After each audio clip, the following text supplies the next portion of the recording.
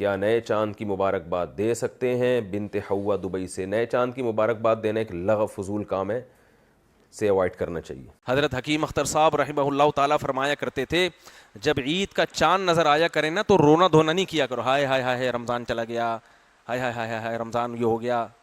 اللہ خوشی دلا رہا ہے کہ بھائی 1 مہینے کی ٹینشن تھی ختم ہو گئی, اب کھاؤ پیو موج مستی کرو, اب کھاؤ پیو, یہ اللہ نے ثواب لکھ دیا تو خوش ہو جاؤ.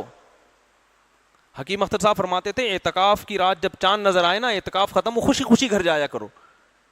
بہت فنٹر بن رہے ہوتے ہیں. ایک صاحب مجھے کہنے لگے 1 روزہ کھا گئے وہ, میں نے کہا رکھ لے تو بھائی 1 روزہ اگر کھا گئے تو کل رکھ لے دوبارہ, تجھے کس نے منع کیا؟ عید کے بعد 1 رکھ لینا. نہ رکھ رہا ہے, بس ایسی ہی بات ہے. تو چاند نظر آئے بھائی خوشی. ہاں ایک رمضان سے ایک محبت ہو جاتی ہے, اس کی وجہ سے اگر لاشعوری طور پہ رونا آ رہا ہے وہ تو اچھی بات ہے, وہ تو ایمان کی علامت.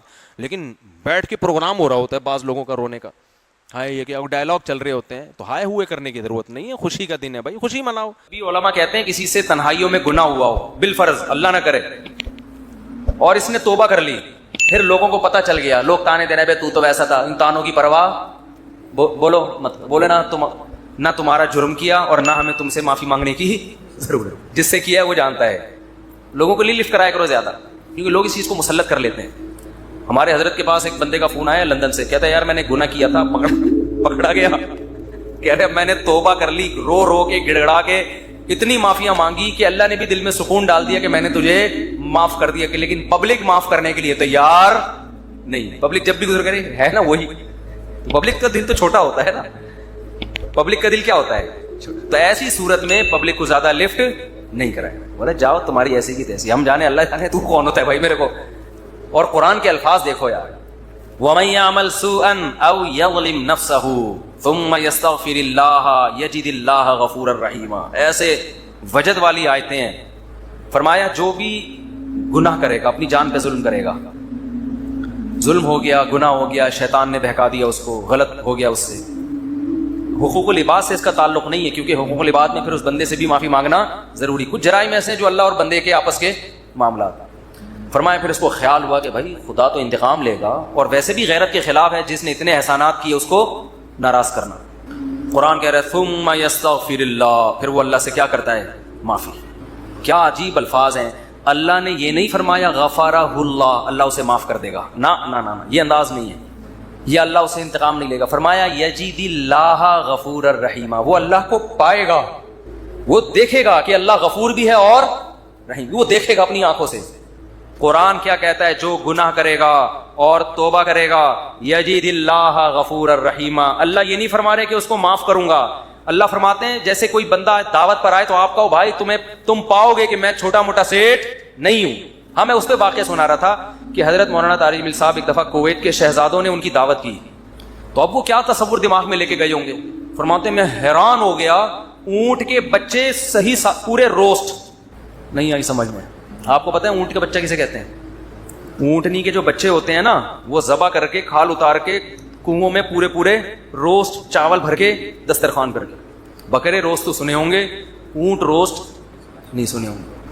اب یہ جو شہزادے ہیں ان کے لیے یہ کوئی اتنی بڑی چیز نہیں ہے, ان کی یہ بریانی ہے, ٹھیک ہے نا, ان کی بھی کیا ہے.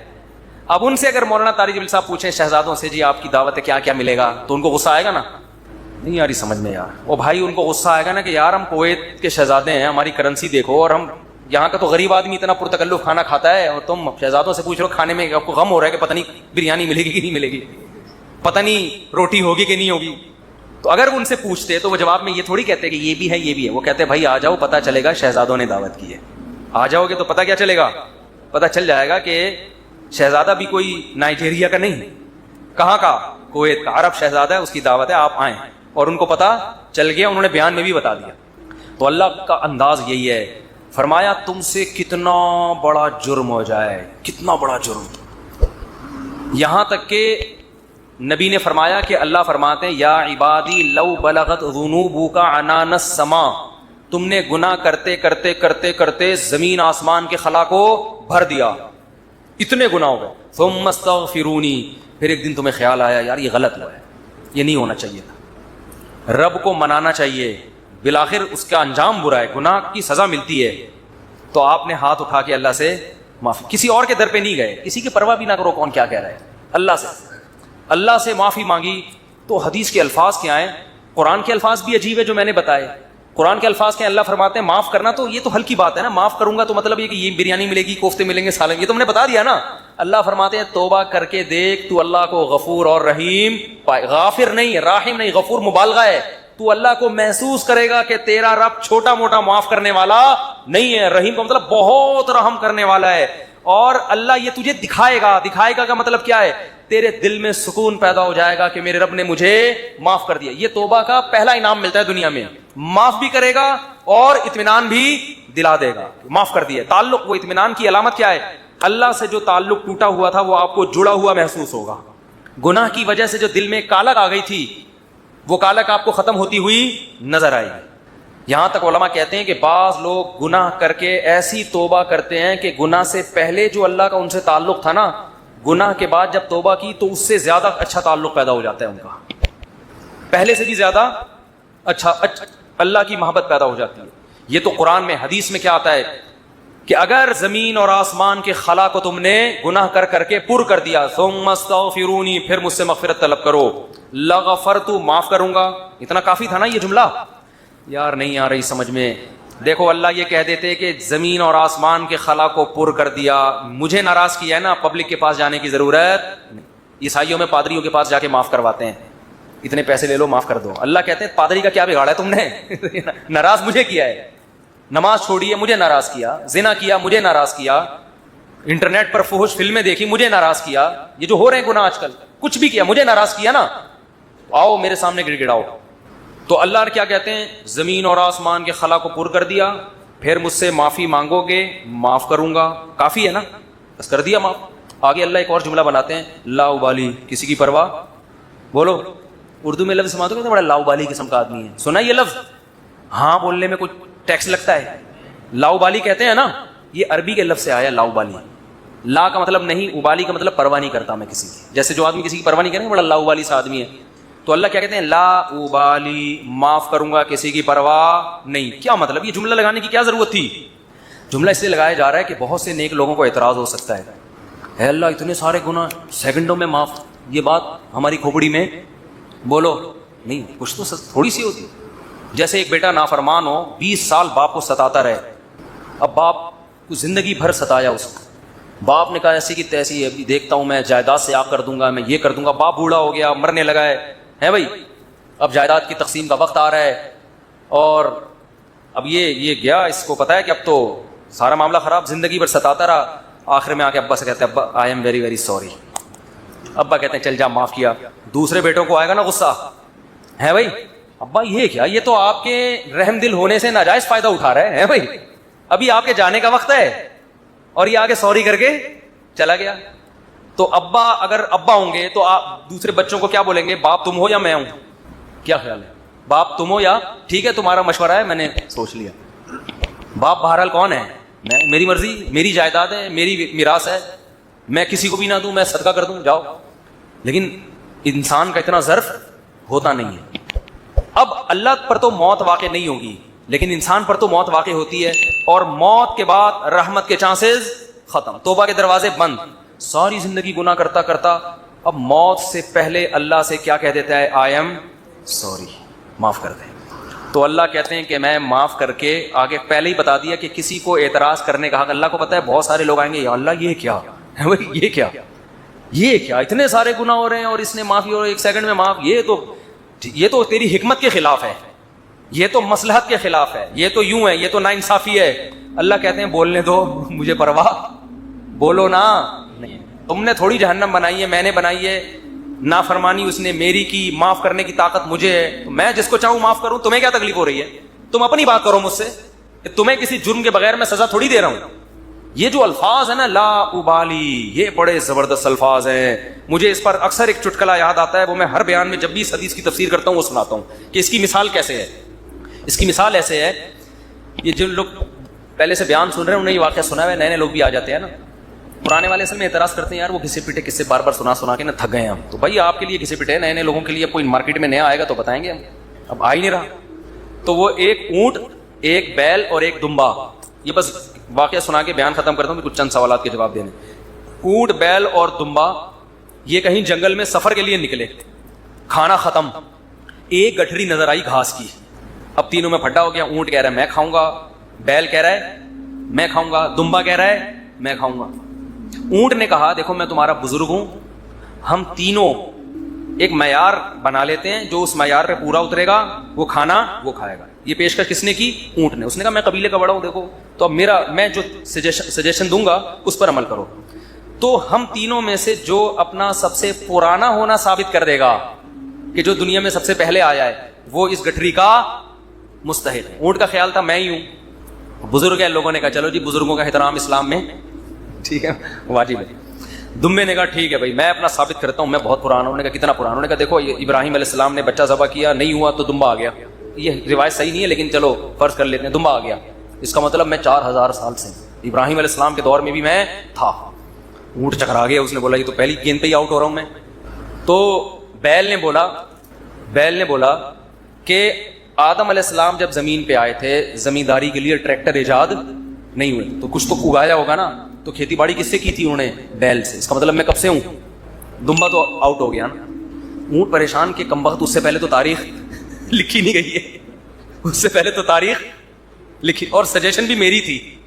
اونٹ ٹینشن میں آیا, اس نے کیا کیا, وہ گھاس کی گٹھری اٹھا کے اپنے کوہان پہ رکھی. تو دمبے نے بولا بھائی میں تو بہت پرانا ہوں. اس نے بولا مانتا ہوں, میں نے کب کہا آپ بہت پرانے ہیں, میں آپ کے بعد آیا ہوں. بیل نے کہا میں تو اس سے بھی پرانا ہوں. اس نے کہا میں نے بولا کیا پرانے نہیں ہیں, تو بھائی یہ پھر ہمیں تو. اس نے کہا دم ہے تو لے لو. اس نے کہا ہمت ہے تو اٹھا لو. اونٹ کے خوان سے کون اٹھائے گا؟ چلو دفعہ یہاں سے تمہاری ایسی کی تیسے. سجیشن بھی خود ہی دی, بولا جس میں دم ہے لے لے بھائی. چلو اس کو کہتے ہیں لا ابالی. نہیں آئی بات سمجھ میں؟ اللہ ایسا نہیں کرتا کہ وہ اپنی تجویز کے خلاف چلے. یہ تو میں نے صرف واقعہ سمجھانے کے لیے کہ بھائی اللہ کے سامنے کون لڑ سکتا ہے, اللہ کے سامنے کون دلائل دے سکتا ہے کہ اللہ وہ اتنے سارے گناہ کیے تو 2 منٹ میں معاف کر رہا ہے. اللہ کہتے ہیں جو جس نے دلائل کے امار لگانے ہیں نا پہلے لگا کے رکھے, کتابوں میں لکھے, پورے رسالے لکھ دے. میری نظر میں اس کی کوئی ویلیو نہیں ہے, کیونکہ خدا میں ہوں تم نہیں ہو. نافرمانی میری کی ہے, تمہاری تھوڑی. تمہیں کیوں تکلیف ہو رہی ہے؟ یغفر لمن یشاء ویعذب من یشاء, جس کو چاہوں گا معاف کروں گا, جس کو چاہوں گا عذاب دوں گا. یہ اللہ نے اپنے ہاتھ میں رکھا ہے تاکہ جب کوئی گناہ کرے تو گڑگڑائے کس کے سامنے؟ اللہ کے سامنے. ہمیں پتا ہے کہ اللہ کے سوا معاف کرنے والا کوئی بھی نہیں ہے. معافی کا اختیار اللہ کے ہاتھ میں, سزا کا اختیار اللہ کے ہاتھ میں. تو میں اس لیے کرا رہا ہوں کہ مخلوق کو زیادہ لفٹ کرانے کی ضرورت نہیں ہے. لوگ مجھے کہتے ہیں ہم سے گناہ ہو گیا, فلاں نے کہا یوں ہے. میں کہتا ہوں بھائی تو بولے تو کون ہوتا ہے؟ تو میرا باپ ہے, تو میرا ماموں ہے, تو کیوں پوچھ رہا ہے؟ میں جانوں اللہ جانے, تیرا کیا مسئلہ ہے بھائی؟ اور یہ بات سے بات چل پڑی ہے. شادی کے بعد عورتوں میں یہ بہت بڑا مرض ہے, اپنے پرانے قصے, پرانی غلطیاں میاں کے سامنے ظاہر کر دیتی ہیں ان کو اعتماد میں لینے کے لیے. جتنے اللہ نہ کرے, بعض خواتین کے سامنے ایسا نہیں ہوتا. ستار بھائی وسیم, ستار کو چھوڑو یار, نیک آدمی ہے, کوئی بھی چکر ان کے چلے ہوتے ہیں تو وہ اپنے شوہر کو اعتماد میں لینے کے لیے کہ میں آپ سے دیکھیے آج میں آپ سے اپنے دل کی کچھ باتیں شیئر کرنا چاہتی ہوں. دل کی کچھ باتیں شیئر کرنا چاہتی ہوں. کیا شیئر کرنا چاہتی ہیں جی؟ دیکھیے اب ہم دونوں ایک دوسرے کے شریک حیات ہیں, میں نہیں چاہتی کچھ آپ سے چھپا رہے. آپ سے پہلے میری ایک جگہ اور بھی شادی ہو چکی ہے, چھپ کے ہوا تھا نکاح, یہ ہو رہا ہے, پھر وہاں بھی ہوئی تھی, یہ بھی ہوا, پھر اس سے چکر چلا, لیکن میں نے توبہ کر لی تھی. اور تم اس کو کیوں بتا رہی ہو؟ تم تو چھوڑو, وہ انسان ہے بھائی, وہ اس کے دل میں بدگمانی ایک بال آ گیا, قیامت تک وہ بال نہیں نکلے گا. چھوڑو تمہارا ماضی کیا گزرا, اس کو بولو بھائی میں بہت نیک گھرانے میں پیدا ہوئی ہوں, بہت نیک ہوں, اسی طرح قبول ہو, ٹھیک ہے. نہیں تو میاں تفتیش کر رہے ہوتے ہیں گھس کے, موبائل میں تفتیش کر رہے ہوتے ہیں گھس کے, تو یہ کس نے اجازت دی آپ کو تفتیش کرنے کی بھائی؟ اسی طرح عورت شوہر سے بھی نہ پوچھے پرانے, وہ بھی مکھنچو بیٹھ کے اپنے پرانے قصے سنا رہا ہوتا ہے, اس کو بھی اعتماد کیا ہو جاتا ہے. جو اللہ نے جس گناہ پہ پردہ ڈالا, آپ خود اگر اس کو ظاہر کر رہے ہو تو آپ سے بڑا بے وقوف دنیا میں کوئی بھی نہیں. ایک عورت نے مجھے بتایا کہ میرے شوہر کو مجھ پہ شک ہوا, اس نے ماضی شادی سے پہلے, وہ شادی کے بعد کی بات ہے, شادی سے پہلے کیا ہوتا رہا چھوڑو اس کو, ٹٹولا بالآخر میں نے اگل دیا جی میرا کسی سے غلط تعلق تھا, میں نے توبہ کر لی. کہہ رہے جب بھی پھڈا ہوتا ہے کہتے تم ہو تو وہی نا. میں نے کہا غلطی آپ کی ہے. کیوں بتا رہی ہو بھائی؟ وہ 100 دفعہ بھی پوچھ رہے ہیں آپ کیوں بتا رہے ہو, کیوں بتا رہے ہو آپ اس کو؟ تو ہمارا تعلق کس سے ہونا چاہیے؟ ہم اللہ کے بندے ہیں, جرم اللہ کا تو توبہ بھی کس سے؟ اللہ کی. اور ایک اور بات سے بات نکلتی ہے, بعض خواتین کے ساتھ کوئی ایسا واقعہ ہو چکا ہوتا ہے کہ وہ کنواری نہیں رہتی, بعض دفعہ کوئی مسئلہ ہوتا ہے ان کے ساتھ, یا بعض دفعہ کوئی برائی ہو چکی ہوتی ہے جس سے وہ توبہ کر چکی ہوتی ہیں, وہ شادی کرتے ہوئے ڈر رہی ہوتی ہیں, جو ڈر رہی ہوتی ہیں کہ شوہر کو پتہ چلے گا, وہ کہے گا یہ تو کماری نہیں ہے. تو وہ جب میں فون اٹھاتا تھا نا اس طرح کے مشورے بھی کہ ہم کیا شوہر کو بتا دیں, تو یہ حماقت بھائی, یہ تو کسی بھی طرح سے زائل ہو سکتا ہے, کسی بیماری سے بھی ہو سکتا ہے پردہ زائل, اور بھی 10 بعضوں کے پیدائشی نہیں ہوتا. تو ایسے موقع پہ جھوٹ بولنا بھی جائز ہے. نہیں آ رہی بات, عورت کے لیے جائز ہے کہ وہ شوہر سے بولو نا, جھوٹ بول دے, وہ یہ نہ بتائے کہ میں نے بدکاری کی ہے پھر توبہ کر لی ہے, یہ اتنی تفصیل میں جانے کی ضرورت نہیں ہے.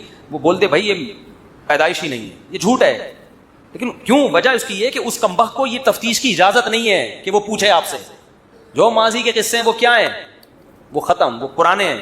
تو جو ٹوہ میں لگتا ہے نا, ٹوہ میں گھستا ہے ایک دوسرے کی ٹوہ میں, اللہ اس کو کیا کرتے ہیں, رسوا کرتے ہیں. تو گناہ ہو جائے کس سے تعلق, اللہ سے. ہم عیسائی تھوڑی ہیں کہ پادریوں سے جا کے یا پنڈتوں سے جا کے اپنے گناہ شیئر کر رہے ہوں. مجھے بھی لوگ آ کے بتاتے ہیں, میں کہتا ہوں یار مجھے نہیں بتاؤ کیا ہوا ہے, میں بھی انسان ہوں. ہاں ایک صورت میں آپ بتائیں, جیسے کوئی مریض ڈاکٹر کو اپنی بیماری بتا رہا ہوتا ہے علاج کے لیے, تو کسی بزرگ سے کسی عالم سے آپ کا تعلق ہے, آپ سمجھتے ہیں کہ اس سے میں مشورہ لے سکتا ہوں, اور مشورہ اس وقت تک نہیں لے سکتا جب تک میں اس کو اپنا پورا مرض بتاؤں نہیں کہ میرے اندر کیا گناہ ہے جو میں چھوڑنا چاہتا ہوں مگر مجھ سے چھوٹتا نہیں. ایسی صورت میں پھر مجبوری ہے بتانے کی تاکہ وہ اس کا کوئی علاج بتایا. تو اس کا خیال کرنا چاہیے. یہ اللہ کا دین کتنا زبردست ہے, اللہ نے ہمیں بتا دیا گناہ سے بچنا کیسے, ہو جائے تو کرنا کیا ہے. ہمارا رب ہے غفور الرحیم, جب توبہ کرو گے اللہ کہتے ہیں میں بتا دوں گا کہ میں, لوگ معاف نہیں کرتے مگر میں معاف کر دیتا. سورہ ملک پر بات چل رہی تھی. اللہ نے پیدا کیا لیبلوکم ایکم احسن عملا. بیان کے آخر میں یاد دلائیں کہ عاشورہ کے روزے سے متعلق ایک بات کہنی, روزے سے متعلق بس اتنا یاد دلا دیں. سورہ ملک میں اللہ نے کیا فرمایا کہ اللہ نے تمہیں بنایا, موت اور زندگی کو بنایا, وہ دیکھنا چاہتا ہے تم میں سے زیادہ اچھا عمل کون کرتا ہے. وَهُوَ الْعَزِيزُ الْغَفُورُ, اور وہ زبردست غالب بھی ہے, گناہگاروں کو سزا دے سکتا ہے. الغفور, اور جو توبہ کرنے والے ہیں ان کے لیے معاف کرنے والا بھی ہے. تو بات پچھلے درس میں اس پر چل رہی تھی کہ اللہ غفور کس کے لیے ہیں, توبہ کرنے والوں کے لیے. جو آدمی گناہ میں مست ہے یا گناہ پہ گناہ کرتا چلا جا رہا ہے اور یہ نظریہ رکھتا ہے کہ اللہ معاف کر دے گا, یہ شریعت کا قطعاً مطلب نہیں ہے. یاد رکھو, یہ گویا شریعت کے ساتھ مذاق اڑا رہا ہے. کیونکہ اللہ تعالیٰ نے اگر گناہ کی ہمیں اجازت دی ہوتی تو یہ جو 1,24,000 پیغمبر کہا جاتا ہے کہ اتنی تعداد میں پیغمبر آئے, ان کے آنے کا مقصد فوت ہو جائے گا. پیغمبر جو دنیا میں آتے ہیں ان کے 2 مقاصد ہوتے ہیں, ایک لوگوں کے عقیدے کی اصلاح اور دوسرا مقصد لوگوں کے اعمال کی اصلاح. بات آ رہی ہے سمجھ میں, عقیدہ بھی درست کر دیا جائے ان کا اور عمل بھی درست کر دیا جائے. عقیدہ بھی درست کرنا چاہیے اور عمل بھی. یہ الگ بات ہے کہ عقیدے کی اہمیت عمل سے زیادہ ہے, لیکن عمل کی اہمیت بھی کم نہیں ہے, کیونکہ قرآن و حدیث سے یہ بات ثابت ہے بہت سے صحیح عقیدے والے لوگ بھی جہنم کی آگ میں جائیں گے. بلکہ قرآن و حدیث سے یہ بھی ثابت ہے, صحیح ہے بخاری کی, صحیح ہے مسلم کی حدیث ہے کہ بہت سے نماز پڑھنے والے اور روزہ رکھنے والے بھی جہنم میں جائیں گے. نہیں یاری میرا خیال ہے بات, یعنی صرف نماز کا پڑھ لینا بھی کافی نہیں ہے. آج لوگوں نے عمل کو بہت ہلکا سمجھ لیا ہے, ہلکا سمجھ لیا. کوئی کر لے ٹھیک ہے, نہیں کرے کہ اللہ معاف کرنے والا ہے یار. اور عقیدے کا تو حساب ہی الگ. تو عقیدے کو ٹھیک کرنا آسان ہے. عقیدہ نام ہے نظریات کا. آپ دل میں صحیح عقیدہ رکھ لیں اور زبان سے اس کا اقرار کر لیں تو عقیدہ صحیح ہوگی. وہ گنے چنے عقائد ہیں, تقدیر پر ایمان ہے, اللہ کی ذات وحدانیت پر ایمان ہے, وہ جو جس پر بیان ہوتا رہتا ہے. آگے مسلمان کے لیے جو بڑا مسئلہ ہے وہ کیا ہے, عمل ہے. عمل میں ڈنڈی مار لیتا ہے. اور جو لوگ دین کی طرف آتے ہیں وہ فرقہ واریت میں پڑ جاتے ہیں, چھوٹے چھوٹے مسائل میں وہ اس کو عمل سمجھنے لگتے ہیں کہ رفع الیدین کرنا ہے نہیں کرنا, زور سے آمین. حالانکہ یہ تو صحابہ میں اختلاف تھا. تو عمل کا مطلب کیا ہے اس کو خوب سمجھیں. کبیرہ گناہوں سے اجتناب اور فرائض اور واجبات کی پابندی. ایک کبیرہ گناہ بھی اگر زندگی میں ہے تو معاملہ بہت خطرناک ہے. آپ یہ نہیں کہہ سکتے کہ میں جہنم میں نہیں جاؤں گا, نہیں کہہ سکتے آپ, کیونکہ ایک بھی کبیرہ گناہ ہے تو حدیث سے پتہ چلتا ہے کہ بعض دفعہ ایک کبیرہ گناہ پر اللہ نے جہنم کی نظر کیا ہے. یہ بات احادیث سے ثابت ہے. تو ہم وہ حدیثیں تو لے رہے ہیں جس میں بار بار ہے اللہ غفور الرحیم ہے، وہ حدیثیں نہیں لے رہے جس میں اللہ کے رسول نے فرمایا کہ کبیرہ گناہ کی بنیاد پہ جہنم میں ڈالا گیا۔ آپ صلی اللہ علیہ وسلم کا ذکر، آپ صلی اللہ علیہ وسلم کا گزر 2 قبروں کے پاس سے ہوا۔ آپ صلی اللہ علیہ وسلم نے ارشاد فرمایا کہ ان دونوں کو عذاب قبر ہو رہا ہے۔ آپ بتاؤ عذاب قبر کیا معمولی چیز ہے؟ برزخ کا عذاب تو بہت سخت ہے، آگ کا عذاب ہے، ان دونوں کو عذاب قبر ہو رہا ہے۔ اور فرمایا وما يعذبان من کبیر، کوئی ایسی بڑی چیز نہیں ہے جس کی بنیاد پر ان کو عذاب ہو رہا ہے۔ الا وہما کبیران او کما قال صلی اللہ علیہ وسلم، فرمایا لیکن وہ حقیقت میں کیا ہیں؟ وہ کبیرہ ہیں۔ کیا مطلب؟ یہ ایسا گناہ کیا کرتے تھے جو کبیرہ تھا، تبھی تو عذاب ہو رہا ہے نا، صغیرہ پہ عذاب نہیں ہوتا، کبیرہ پہ عذاب ہوتا ہے۔ فرمایا لیکن عرف میں اس کو کبیرہ سمجھا نہیں جاتا، اس جرم کو ہلکا سمجھا جاتا ہے۔ پتہ یہ چلا کبیرہ گناہ وہ ہے جس کو شریعت نے کبیرہ قرار دیا۔ ہمارے کہنے سے نہیں ہوتا کہ یار داڑھی کٹانے سے کیا ہوتا ہے، لوگ کہہ دیتے ہیں داڑھی تو ایک انسان کے جذبات ہیں، رکھ لے ٹھیک ہے، نہیں رکھے تو بھی ٹھیک ہے، نا نا نا نا، نہیں رکھے تو ٹھیک نہیں ہے، یہ ذہن میں، نہیں رکھے تو ٹھیک نہیں ہے، فطرت کی مخالفت ہے۔ ہاں یہ الگ بات ہے کہ علماء ممبر پہ زیادہ اس کو اس لیے فوکس نہیں کرتے کہ بھائی جو علماء کا کردار ہے نا وہ صرف مسئلہ بتانا نہیں ہے، وہ معاشرے کی اصلاح بھی ہے۔ تو وہ کہتے ہیں اصلاح کا ایسا طریقہ اختیار کرنا مناسب نہیں ہے کہ جس میں مایوسی ہو جائے اور انسان شریعت سے اور بھی دور ہو جائے۔ وہ کہ یار جب میں اتنا بڑا گناہ کر رہا ہوں تو 2-4 اور ہی کر لو، تو وہ تو ظاہر ہے۔ کوئی دیکھو کوئی کینسر کا مریض ہوتا ہے نا، کینسر کا مریض، اور جس کے بارے میں پتا ہو کہ یہ 6 مہینے میں مر جائے گا، تو جو اچھے ڈاکٹر ہوتے ہیں نا وہ اس کو بتاتے نہیں ہیں، اچھے ڈاکٹر اس کو بتاتے نہیں، حالانکہ ان کو پتا ہوتا ہے کہ 6 مہینے بعد یہ مر جائے گا۔ ڈاکٹر کیوں نہیں بتاتے؟ اس لیے نہیں بتاتے کہ بھائی یہ کینسر کا مریض ہے، اگر اس کو بتا دیا تو 6 کے بجائے یہ 3 مہینے میں ہی مر جائے گا۔ کیا خیال ہے بھائی؟ 6 کے بجائے کتنے مہینے میں مر جائے گا؟ 3 کیا، یہ تو 1 مہینے، جب آپ کو پتا چل جائے کہ 6 مہینے بعد آپ نے مرنا ہے تو ٹینشن سے ہی مر جاؤ گے۔ تو علماء بعض مسائل اس لیے نہیں بتاتے آپ کی خیر خواہی کے لیے، خیر خواہی کے لیے، کیونکہ اب داڑھی کاٹنا ایک کامن جرم بن چکا ہے، ایک ایسا جرم بن چکا ہے جو سبھی کر رہے ہیں۔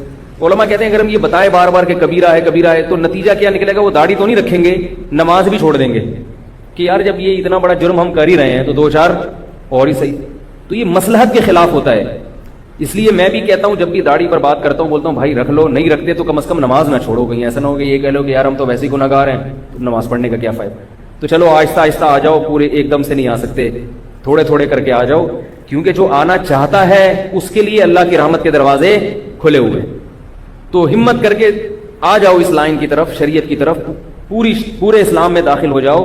داخل نہیں ہوا جا رہا تو تھوڑے تھوڑے کر کے آ جاؤ بھائی، تھوڑے تھوڑے کر کے آ جاؤ۔ دیکھو ایئر کنڈیشن میں آپ بیٹھے ہوئے ہو، اے سی روم میں بیٹھے ہوئے ہو، گاڑی میں گلگت میں تھا ایک مرتبہ، تو گلگت میں مائنس میں ٹیمپریچر جاتا ہے بعض وقت۔ گلگت کا ایک گاؤں ہے داریل، وہاں میں نے کچھ ٹائم گزارا ہے۔ تو ہم کہیں نکلے سفر پہ گلگت شہر کی طرف، وہاں سے گلگت شہر کا 4-5 گھنٹے کا راستہ ہوگا، تو گلگت شہر میں بیٹھے تو گاڑی میں ہیٹر، اب گرم گرم بڑے آرام سے گئے اور گرم گرم آ گئے۔ رات 1 یا 2 بجے ہم اپنے گاؤں جو ہمارے میزبان کا گاؤں تھا وہاں پہنچے۔ وہ بہت ہائٹ پر ہے، یعنی مری بھی اس کے کچھ بھی نہیں ہے، مری کی کوئی حیثیت نہیں، اتنی ہائٹ پر ہے، کئی 1000 فٹ کی بلندی پر ہے، اور اتنی خوبصورت جگہ ہے کہ زندگی میں نہیں میں نے دیکھی ہوگی ایسی جگہ۔ وہ آپ کو یوٹیوب پہ بھی نظر نہیں آئے گی۔ پاکستان کو میں ایسی اللہ نے جگہ بنائی ہے کہ آئرلینڈ وائرلینڈ آپ بھول جاؤ گے، سوئٹزرلینڈ بھول جاؤ گے آپ۔ چاروں طرف سے پہاڑوں سے چشمے اور بہتے ہوئے اتنے خوبصورت شیشے کی طرح، اور بل کھاتی آبشاریں، لیکن سردی بہت۔ اب کیا ہوا ہے کہ گاڑی میں ہیٹر، ہم 5-6 گھنٹے سے ہیٹر میں بیٹھے ہوئے، تو انہوں نے کہا اب نکلتے ہیں، اب جاتے ہیں گھر کی طرف پیدل۔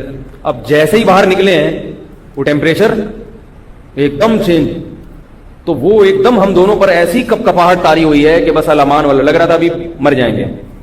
میں نے پھر کیا کیا، بھاگنا شروع کیا کہ بھائی بھاگنے سے تھوڑا سا گرم ہو جاتا ہے نا جسم۔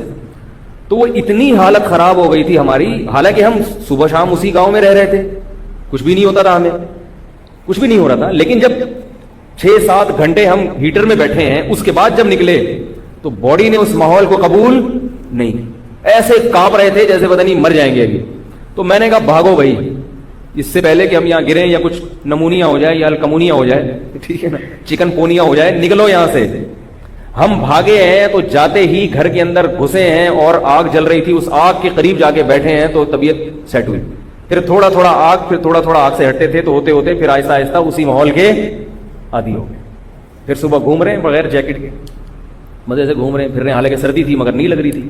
وہی منظر رات کو تھا تو کتنی لگ رہی تھی. کیا میں جو اصل میں بتانا چاہ رہا ہوں, تو کیا سنانا چاہ رہا ہوں کہ جیسے ایک دم گرمی سے ایک دم سردی میں آئے گا تو بعض دفعہ افورڈ نہیں کر پاتا, تو ایسے ہی بالکل گناہوں کی زندگی میں مست ہے. اب ایک دم ہم آپ کو بتا دیں کہ داڑھی کاٹنا بھی کبیرہ گناہ, تو یہ بھی کبیرہ گناہ, تو وہ بھی کبیرہ گناہ, تو آدمی کہتا ہے یار میں ایک دم آؤں گا, ایک دم مولوی بن جاؤں گا تو کانپنے لگوں گا اندر سے, جو ہے نا میری روح کیا ہو جائے گی, کانپنے لگے گی, لوگ بھی تانا دیں گے.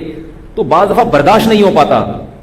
جب برداشت نہیں ہوتا تو ریئیکشن ہو جاتا ہے, اور ریئیکشن ایسا ہوتا ہے کہ ایسا ریورس گیئر لگتا ہے کہ جتنا نیک پہلے تھا نا اس سے بھی 2 ہاتھ برائی میں, جتنا برا پہلے تھا تو 2 ہاتھ برائی میں اس سے بھی آگے نکل جاتے ہیں, اس سے بھی آگے نکل جاتے ہیں 2 ہاتھ برائی میں. لاشعوری خوف بیٹھ جاتا ہے. تو علماء اس لیے جو بینک میں لوگ جاب کرتے ہیں سودی, ان کو کہتے ہیں بھائی چھوڑ دو, ہمت کی بات تو یہی ہے کہ چھوڑ دو اگر برداشت کر سکتے ہو. اب دیکھو برداشت کی بات یہ تھی, ہم گرمی سے نکلے ہیٹر سے, اور نکل کے جب سردی لگی تو بھاگنا شروع کر دو, لڑو نا اس سے, فائٹ کرو. لڑتے بھاگتے تھوڑی دیر میں سیٹ ہو جاتی ہے نا باڈی, اور اگر دوبارہ جا کے ہیٹر میں بیٹھ جاتے کہ نہیں بھی نہیں نکلا جا رہا, پہلے ایک ٹانگ نکالتے ہیں, ٹھیک ہے بھائی, پہلے ٹانگ کو عادی بناؤ باہر کے ٹیمپریچر کا, پھر ایک انگلی نکالتے ہیں, تو 6 مہینے لگ جاتے. گاڑی سے آدھے نکلے ہوتے 6 مہینے بعد ہی, اور آدھے ابھی گاڑی کے اندر ہی ہوتے. تو بھائی اب معاشرے سے لڑو, ماحول سے لڑو, نکلو, ایکسرسائز کرو, بھاگو دوڑو, خون کو گرم کرو. آدھا 1 گھنٹہ لگے گا اور معاملہ کیا ہو جائے گا, سیٹ ہو جائے گا. لیکن ہر ایک میں اتنی ہمت ہوتی نہیں ہے. ہمت کا کام تو یہ ہے کہ ادھر پلٹا کھاؤ, ادھر توبہ کرو, اور سب پرانی زندگی کو ایک دم سے ختم کر دو. اور ایسے لوگ ہمت والے بھی الحمدللہ معاشرے میں بہت ہیں. فضیل ابن عیاض رحمہ اللہ تعالی, جو عبداللہ ابن المبارک رحمہ اللہ تعالی بہت بڑے محدث گزرے, عبداللہ ابن مبارک امام ابو حنیفہ کے شاگرد تھے. ان کے دوستوں میں سے تھے فضیل ابن عیاض. یہ تھے عابد الحرمین کہا جاتا تھا ان کو. حرم میں ہر وقت عبادت میں لگے رہتے تھے, ہر وقت عبادت. لوگ ان سے جا کے دعائیں کرواتے. اس زمانے کے بزرگ کیسے ہوں گے, تابعین تبع تابعین کا دور, آپ اندازہ لگاؤ کیسے لوگ ہوں گے اس زمانے کے. بہت اللہ والے بزرگ تھے, بہت اللہ والے. یہ بنے کیسے بزرگ, یہ ڈاکو تھے, شرابی تھے, لڑکیوں کے ناچ دیکھتے تھے باندیوں کے. ان ایکٹیویٹیز میں ان کا وقت گزر رہا تھا. شراب بھی, عورت بھی, اور موسیقی بھی. اب مختلف روایات میں مختلف واقعات ملتے ہیں. بعض روایات میں ہے کہ باجے سے آواز آنا شروع ہوئی, بعض روایات میں سے آسمان سے غیبی آواز آئی.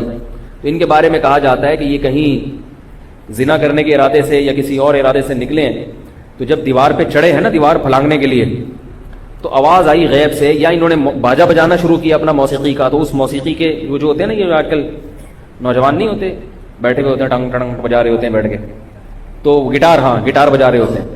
مجھے اس سے یاد ہے جنید جمشید کا گٹار, ایک میرا بیان ہے اس موضوع پر. تو وہ بجانا شروع کیا تو اندر سے آواز کیا آئی ہے, الم یأن للذین آمنوا ان تخشع قلوبهم لذکر اللہ وما نزل من الحق. سورہ حدید کی آیات ہیں. کیا ایمان والوں کے لیے اب تک وقت نہیں آیا کہ ان کے دل اللہ کی یاد سے ڈر جائیں, اور اللہ نے جو کتاب نازل کی ہے اس کے لیے دل نرم پڑ جائیں. کب تک عیاشی میں رہو گے؟ اللہ اس آیت میں اہل ایمان کو خطاب کر رہے ہیں کہ کب تک گناہوں میں پڑے رہو گے, کیا مرنا نہیں ہے, مرنا نہیں ہے. اور آگے دھمکی دی کہ اگر تم نے توبہ نہیں کی اور انہی گناہوں میں مست رہے تو تمہارے دل ایسے سخت کر دوں گا جیسے یہود و نصارہ کے دل سخت کر دیے میں نے.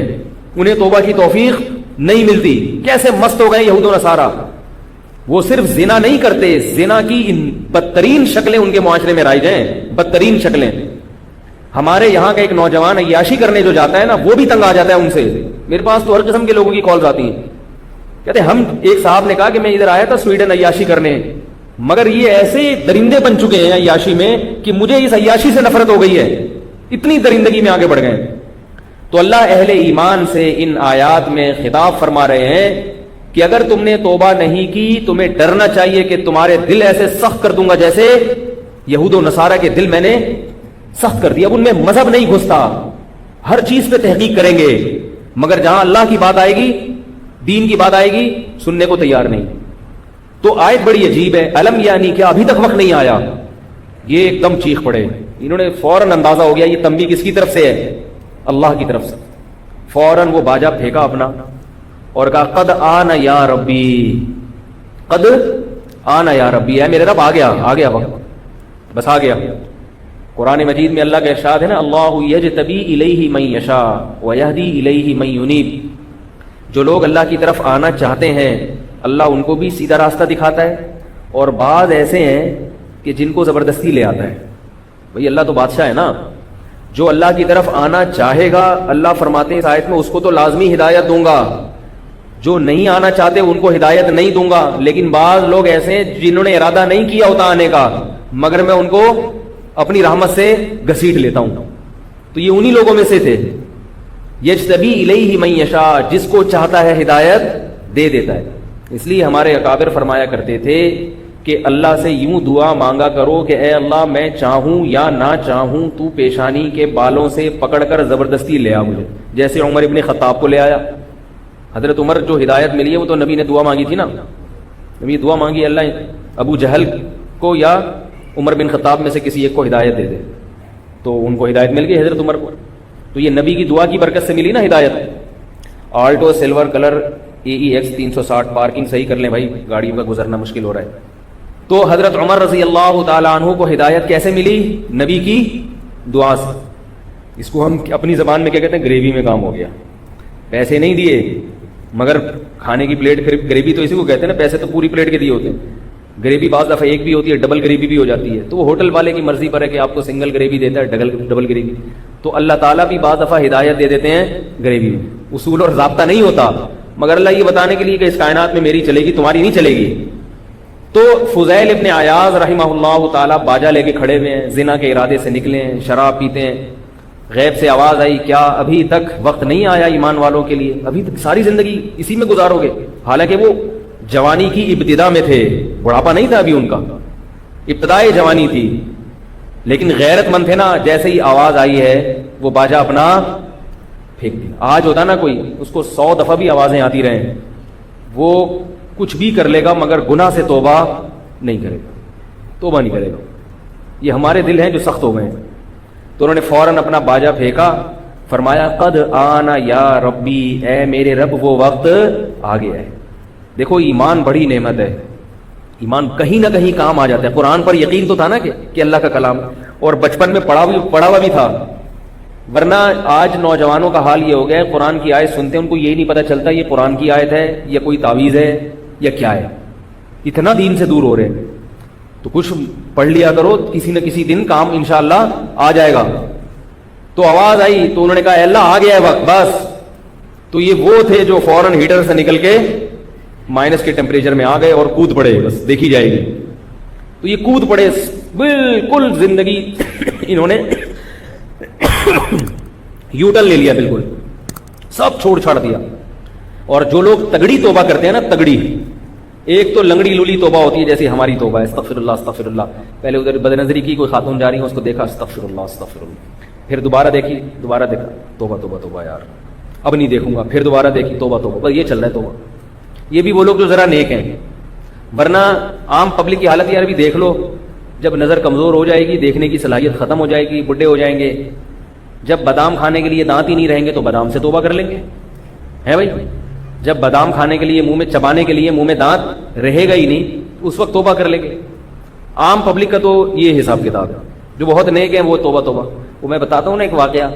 کچھ لوگ حج کر کے آئے، پہلے بڑے بدماش تھے، تو جب حج کر کے آئے تو ان کو خیال ہوا کہ یار اب تھوڑے دن تک تو کم از کم تمیز سے رہنا چاہیے نا. تو واپسی پہ بس میں آ رہے تھے، ایئرپورٹ پہ اترے ہوں گے، بس میں آ رہے تھے. تو ان کے جو امیر تھا انہوں نے کہا بھائی دیکھو جیسے ہی کسی کو کوئی عورت نظر آئے، لڑکی نظر آئے تو استغفار پڑھنا. کیا پڑھنا؟ استغفار. جس کو بھی نظر آئے وہ استغفار پڑھ لے بس. تو ایک طرف سے آواز آئی استغفر اللہ، تو باقی سب نے کہا کہاں ہے کہاں ہے کہاں ہے.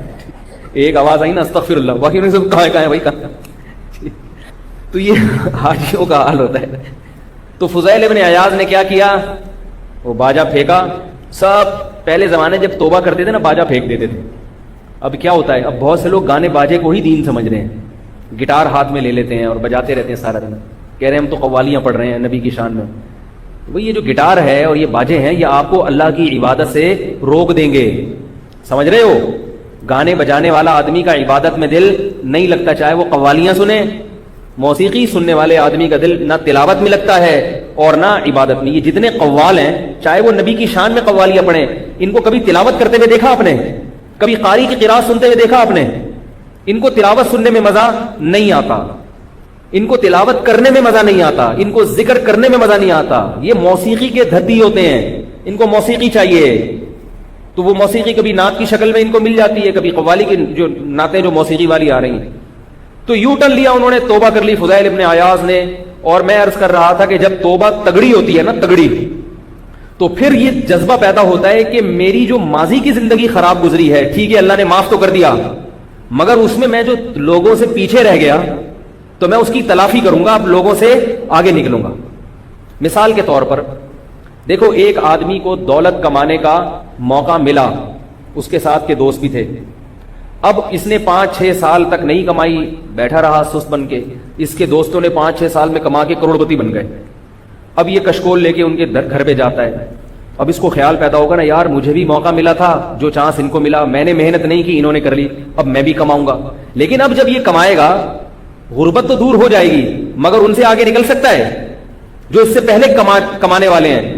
نہیں یاری میرا خیال ہے بھائی. یہ آج کمانا شروع کرے گا، وہ پہلے سے کما رہے ہیں، ٹھیک ہے غربت ختم ہو جائے گی، مگر اب ان سے تو ہمیشہ کے لیے پیچھے رہ گیا. تو اگر یہ مخلص ہوگا نا دولت کمانے میں، اب یہ کہے گا میں ان سے ڈبل محنت کروں گا کہ 5 سال جو میں نے سستی میں گزارے اس کی بھی تلافی ہوگی. اور اگر واقعی پیسہ کمانے میں یہ سچا ہوگا، مخلص ہوگا. تو اسی طرح یاد رکھو کہ جو جنت کا عاشق ہوتا ہے، جو اللہ کی رضا کا عاشق ہوتا ہے، اگر وہ دیر سے توبہ کرے، اس کو پتا ہے کہ توبہ تو قبول ہوتی ہے اللہ کی طرف سے، گناہ تو معاف ہو گیا، لیکن آپ پیچھے تو رہ گئے نا. جو آدمی ابتدائی جوانی سے اللہ کی عبادت میں لگا ہوا ہے، نیک اعمال میں لگا ہوا ہے، اور جو 40 سال کی عمر میں آ رہا ہے، دونوں میں فرق ہوگا کہ نہیں ہوگا؟ جو 50 سال میں آ رہا ہے، جو 60 سال میں آ رہا ہے، توبہ تو 99 سال میں بھی قبول ہے، مگر جو 99 سال میں آ رہا ہے وہ اس شخص کے برابر نہیں ہو سکتا جس نے 99 سال اللہ کی عبادت کی ہو اور گناہوں سے بچا ہو. یہ حسرت تو ہوگی نا. اور یہ صحابہ میں بھی فرق تھا. حضرت عمر رضی اللہ تعالی عنہ کا دربار تھا، کیسا سادہ دربار ہوتا تھا ان کا. ان سے ملاقات کے لیے حضرت ابو سفیان آئے، اور ایک اور صحابی تھے غالباً جہم رضی اللہ تعالی عنہ، ان کا پورا نام اس وقت ذہن میں نہیں آ رہا، جہم ابن صفوان نام تھا یا کیا تھا. تو یہ بھی سردار تھے اپنی قوم کے. یہ 2 سردار آئے ملنے کے لیے، اور ایک تیسرے بلال حبشی. حضرت بلال غلام رہے ہیں، اور ایک غلام قوم سے آپ کا تعلق رہا ہے، ساری زندگی ظاہر ہے بیچارے غلامی میں گزری، پھر غلامی سے جب آزاد ہوئے تو بھی انہوں نے ملازمت کی، نوکری کی، غربت میں وقت گزارا. اور یہ جو حضرت ابو سفیان تھے، اور جہم ابن صفوان نام تھا، یا مجھے پورا نام ابھی یاد نہیں آ رہا، بہت پہلے یہ واقعہ میں نے پڑھا تھا. تو یہ دونوں صحابی تھے سردار عرب کے، قریش کے، لیکن یہ دونوں بہت بعد میں ایمان لائے تھے، فتح مکہ کے بعد ایمان لائے ہیں. اور بلال حبشی ہجرت سے پہلے ایمان لائے ہیں، جب ایمان لانا بڑا مشکل تھا، گرم ریتوں پہ لٹایا جاتا تھا. فتح مکہ کے بعد تو ایمان لانا آسان ہو گیا نا، ایمان والوں کو عزت دے دی اللہ نے. اب تو جو کافر ہے اس کی عزت نہیں تھی، ایمان والوں کی عزت تھی. تو حضرت بلال حبشی رضی اللہ تعالیٰ عنہ بھی آئے، ابو سفیان بھی، اور